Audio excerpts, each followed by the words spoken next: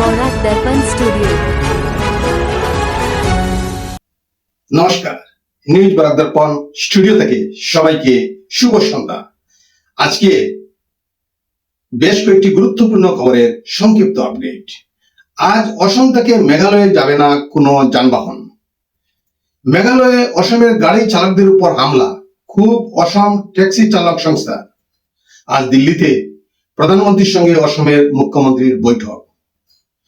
অসম সাহিত্য সভার উদ্যোগে কলকাতায় আগামী 12 আগস্ট ডক্টর ভূপেন হাজারিকার জন্ম শতবর্ষ উদযাপন।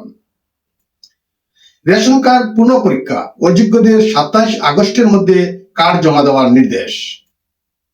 কঠিন বর্জ্য ব্যবস্থায় আইন ভাঙলে কড়া পদক্ষেপ সুপ্রিম কোর্টের।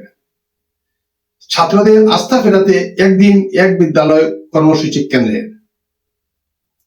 বন্দে মাতরমের প্রথম 2 স্তবকই গাইবে কংগ্রেস। এবার সিএএ এর আবেদন নিষ্পত্তি করবে জেলা শাসকেরাই। কঠোর বিচারক রবি কুমার দিবাকরকে বদলি। 1984 সালের শিখ বিরোধী হিংসায় দোষী সাব্যস্ত কংগ্রেস সাংসদ সজ্জন কুমারের মৃত্যু তিহার জেলে থাকাকালীন। কাশ্মীর মন্তব্যে পাকিস্তানের আপত্তি, মার্কিন দূতকে তলব ইসলামাবাদের। আন্তর্জাতিক অপরাধ আদালতে মার্কিন নিষেধাজ্ঞা। চীন তুরস্ক থেকে পাকিস্তানে বাড়ছে সামরিক বিমানের যাতায়াত, পাঠানো হচ্ছে ড্রোন ও যুদ্ধ বিমান। বিস্তারিত প্রতিবেদনে। অসম মেঘালয় সীমান্তে উত্তেজনার জেরে বৃহস্পতিবার খানাপাড়া ও জোড়াবাটে প্রতিবাদ নামে অসমের ট্যাক্সি চালকেরা। মেঘালয়ে অসমের বাণিজ্যিক গাড়ি ও চালকদের হয়রানির অভিযোগে মেঘালয়মুখী কোনো যানবাহন যেতে দেওয়া হচ্ছে না। ফলে শতাধিক পর্যটক ও সাধারণ যাত্রী আটকে পড়েছেন। পরিস্থিতি নিয়ন্ত্রণে 2 রাজ্যের পুলিশ ও পরিবহন দপ্তরের আধিকারিকেরা ঘটনাস্থলে পৌঁছে আলোচনার মাধ্যমে সমাধানের চেষ্টা করছেন। মেঘালয়ের কেএসইউ এর আন্দোলনকে ঘিরে হিংসার ঘটনায় অসমের গাড়ি ও চালকদের উপর হামলার অভিযোগ উঠেছে। ঘটনায় কেএসইউ এর 3 শীর্ষ নেতা গ্রেপ্তার হয়েছেন। অসম ট্রাক চালক সংস্থার অভিযোগ, প্রতি বছর অসমের পর্যটক ও বাণিজ্যিক গাড়ি মেঘালয়ের পর্যটন খাতে বিপুল রাজস্ব যোগালেও তাদের নিরাপত্তা নিশ্চিত করা হচ্ছে না। হামলাকারীদের বিরুদ্ধে কঠোর ব্যবস্থা, ক্ষতিগ্রস্ত গাড়ির পূর্ণ ক্ষতিপূরণ এবং মেঘালয়ের মুখ্যমন্ত্রী ও পরিবহন মন্ত্রীর ক্ষমা চেয়েছে সংস্থা। দাবি পূরণ না হলে মেঘালয়ের গাড়ির বিরুদ্ধে প্রতিরোধ গড়ে তোলার হুঁশিয়ারিও দেওয়া হয়েছে। অসমের বন্যা পরিস্থিতি নিয়ে আজ দিল্লিতে আলোচনার সম্ভাবনা রয়েছে মাননীয় মুখ্যমন্ত্রীর সাথে। মুখ্যমন্ত্রী ডক্টর হিমন্ত বিশ্ব শর্মা গতকাল দিল্লিতে পৌঁছেছেন এবং 25 আগস্ট পর্যন্ত সেখানে থাকবেন। কেন্দ্রীয় স্বরাষ্ট্রমন্ত্রীর পাশাপাশি আরো কয়েকজন কেন্দ্রীয় মন্ত্রীর সঙ্গেও তার বৈঠকের সম্ভাবনা রয়েছে। অসম সাহিত্য সভার উদ্যোগে ও কলকাতা শাখার সহযোগিতায় আগামী 12 আগস্ট কলকাতার অসম ভবনে দিনব্যাপী ডক্টর ভূপেন হাজারিকার জন্ম শতবর্ষ উদযাপন অনুষ্ঠিত হবে। অনুষ্ঠানে সাহিত্যিক, সঙ্গীতশিল্পী, গবেষক ও চলচ্চিত্র ব্যক্তিরা উপস্থিত থাকবেন। অসম বাংলার সাংস্কৃতিক সেতুবন্ধন, ডক্টর ভূপেন হাজারিকার অবদান শীর্ষক আলোচনা সভার পাশাপাশি 2টি বিশেষ গ্রন্থ প্রকাশ ও সাংস্কৃতিক অনুষ্ঠানের আয়োজন করা হয়েছে। কলকাতার 4 বিশিষ্ট ব্যক্তিকে ডক্টর ভূপেন হাজারিকার জন্ম শতবর্ষ স্মারক সম্মান 2026 প্রদান করা হবে। দক্ষিণ শালমারা মানকাচর জেলায় পুনঃ পরীক্ষায় 5000-এরও বেশি অযোগ্য রেশন কার্ডধারী শনাক্ত হয়েছে। অযোগ্য সুবিধাভোগীদের আগামী 27 আগস্টের মধ্যে রেশন কার্ড স্বেচ্ছায় জমা দিতে বলা হয়েছে। নির্ধারিত সময়ের মধ্যে জমা না দিলে প্রচলিত আইন অনুযায়ী শাস্তিমূলক আইনি ব্যবস্থা নেওয়া হবে। সরকারি কর্মী, পেনশনভোগী, আয়করদাতা, নির্দিষ্ট শ্রেণীর ব্যবসায়ী ও পেশাজীবী, 4 চাকা গাড়ির মালিক, নির্দিষ্ট ভূমির মালিক, আধার সংযোগহীন মৃত ব্যক্তি ও একাধিক রেশন কার্ডে নাম থাকা ব্যক্তিদেরও অযোগ্য তালিকায় রাখা হয়েছে। বিপুল পরিমাণ বর্জ্য উৎপাদন করে নিয়ম না মানা হোটেল, রেস্তোরাঁ, শপিং মল, আবাসন ও বাণিজ্যিক ভবনের জল ও বিদ্যুৎ সংযোগ 6 সপ্তাহের মধ্যে বিচ্ছিন্ন করার নির্দেশ দিয়েছে শীর্ষ আদালত। পাশাপাশি বর্জ্য পৃথকীকরণ, ডিজিটাল নজরদারি এবং স্কুল কলেজে সচেতনতা বৃদ্ধির উপরেও জোর দেওয়া হয়েছে। ছাত্র যুবকদের আস্থা অর্জনে নতুন উদ্যোগ নিতে চলেছে কেন্দ্রীয় সরকার।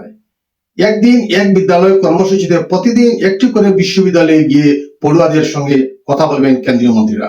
তারা ছাত্রদের সমস্যা ও মতামত শুনবেন এবং কেন্দ্রের বিভিন্ন প্রকল্পের কথাও তুলে ধরবেন। এই কর্মসূচির সমন্বয়ের দায়িত্ব দেওয়া হয়েছে নতুন শিক্ষামন্ত্রী প্রহ্লাদ যোশী ও যুব ও ক্রীড়ামন্ত্রী মনসুখ মান্ডভিয়।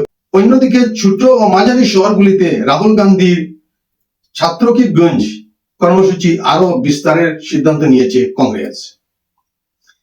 বিতর্কের মধ্যেই বন্দে মাতরম নিয়ে অবস্থান স্পষ্ট করল কংগ্রেস। ওয়ার্কিং কমিটির বৈঠকে সিদ্ধান্ত হয়েছে দলীয় অনুষ্ঠান ও কর্মসূচিতে জাতীয় গানের প্রথম 2 স্তবকই গাওয়া হবে। কংগ্রেসের দাবি 1937 সালে গান্ধী, নেহরু, নেতাজি ও প্যাটেলের উপস্থিতিতে রবীন্দ্রনাথ ঠাকুরের পরামর্শে এই সিদ্ধান্ত নেওয়া হয়েছিল। এই সিদ্ধান্তকে ঘিরে কংগ্রেসের দেশপ্রেম নিয়ে প্রশ্ন তুলেছে বিজেপি। সম্প্রতি স্বাধীনতা দিবসে কংগ্রেস সদর দপ্তরে বন্দে মাতরম পরিবেশন ঘিরে বিতর্কের সূত্রপাত হয়েছিল। পশ্চিমবঙ্গ সহ বাংলাদেশ ও পাকিস্তান সীমান্তবর্তী 8 রাজ্যে সিএএ সংক্রান্ত আবেদন নিষ্পত্তির ক্ষমতা জেলা শাসকদের হাতে তুলে দিল কেন্দ্রীয় স্বরাষ্ট্র মন্ত্রক। আবেদনকারীর নথি যাচাই, প্রয়োজনীয় তথ্য এবং যোগ্যতা নির্ধারণের পর নাগরিকত্ব দেওয়ার সিদ্ধান্ত নিতে পারবেন জেলা শাসকেরা।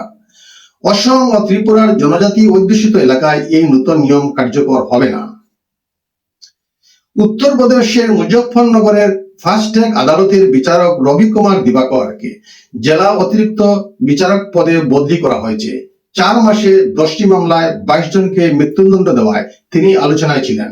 সম্প্রতি 12 বছরের এক শিশু হত্যা মামলার 4 অভিযুক্তকেও মৃত্যুদণ্ড ও মোট 1.7 লক্ষ টাকা জরিমানার নির্দেশ দিয়েছিলেন। প্রাক্তন কংগ্রেস সাংসদ সজ্জন কুমার এর দিল্লি সফদরজং হাসপাতালে মৃত্যু হয়েছে। 1984 সালের শিখ বিরোধী হিংসার ঘটনায় দোষী সাব্যস্ত হয়ে তিনি তিহারে যাবজ্জীবন কারাদণ্ড ভোগ করছিলেন। 2018 সালে দিল্লি হাইকোর্ট তাকে যাবজ্জীবন সাজা দেয়। পরে 2025 সালে আরো একটি হত্যা মামলায় তিনি দোষী সাব্যস্ত হন। তবে মৃত্যুর সঠিক কারণ এখনো জানা যায়নি। জম্মু কাশ্মীরকে ভারতের গুরুত্বপূর্ণ অংশ বলে মন্তব্য করেছিলেন ভারতে নিযুক্ত মার্কিন রাষ্ট্রদূত সার্জিও গোর। তার মন্তব্যের প্রতিবাদে বুধবার ইসলামাবাদে মার্কিন দূতাবাসের দায়িত্বপ্রাপ্ত আধিকারিককে তলব করে পাকিস্তান। কাশ্মীর ইস্যুতে রাষ্ট্রপুঞ্জের প্রস্তাব ও স্থায়ী মানুষের মতামতকে গুরুত্ব দেওয়ার দাবি জানিয়েছে ইসলামাবাদ। এদিকে বৃহস্পতিবার লাদাখ সফরে যাওয়ার কথা সার্জিও গোরের। আন্তর্জাতিক অপরাধ আদালতের আইসিসি প্রেসিডেন্ট তুমাকো আকানের সিনিয়র আইনজীবী আব্দুল্লাহ সেয়ের উপর নিষেধাজ্ঞা জারি করেছে ট্রাম্প প্রশাসন। মার্কিন বিদেশ সচিব মার্কো রুবিওর অভিযোগ, তারা মার্কিন উচ্চপদস্থ কর্তাদের বিরুদ্ধে এখতিয়ার বহির্ভূত আইনি পদক্ষেপে জড়িত। আইসিসি এই সিদ্ধান্তে নিন্দা করে জানিয়েছে, এতে আইনের শাসন দুর্বল হবে। এ নিয়ে আইসিসির 11 জন কর্মকর্তার উপর মার্কিন নিষেধাজ্ঞা জারি হলো। গত কয়েকদিনে চীন ও তুরস্কের ভারী পণ্যবাহী সামরিক বিমানের পাকিস্তানের বিভিন্ন বায়ুসেনা ঘাঁটিতে যাতায়াত বেড়েছে বলে দাবি। সূত্রের খবর, এই বিমানগুলিতে ড্রোন ও অন্যান্য প্রতিরক্ষা সরঞ্জাম পাঠানো হচ্ছে। রাওয়ালপিন্ডির নূর খান ও করাচির মসরুর ঘাঁটিতেও চীনা বিমান নামতে দেখা গিয়েছে। চীনের পাশাপাশি তুরস্কের সঙ্গেও সামরিক সহযোগিতা বাড়িয়েছে পাকিস্তান। চলতি মাসেই সৌদি আরব, পাকিস্তান ও তুরস্কের মধ্যে যৌথ প্রতিরক্ষা চুক্তি স্বাক্ষর হয়েছে। আজকের প্রতিবেদনে এখানেই সংক্ষিপ্ত বিরতি টানছি। সবাইকে শুভ সন্ধ্যা জেনে বিদায় নিচ্ছি। নমস্কার।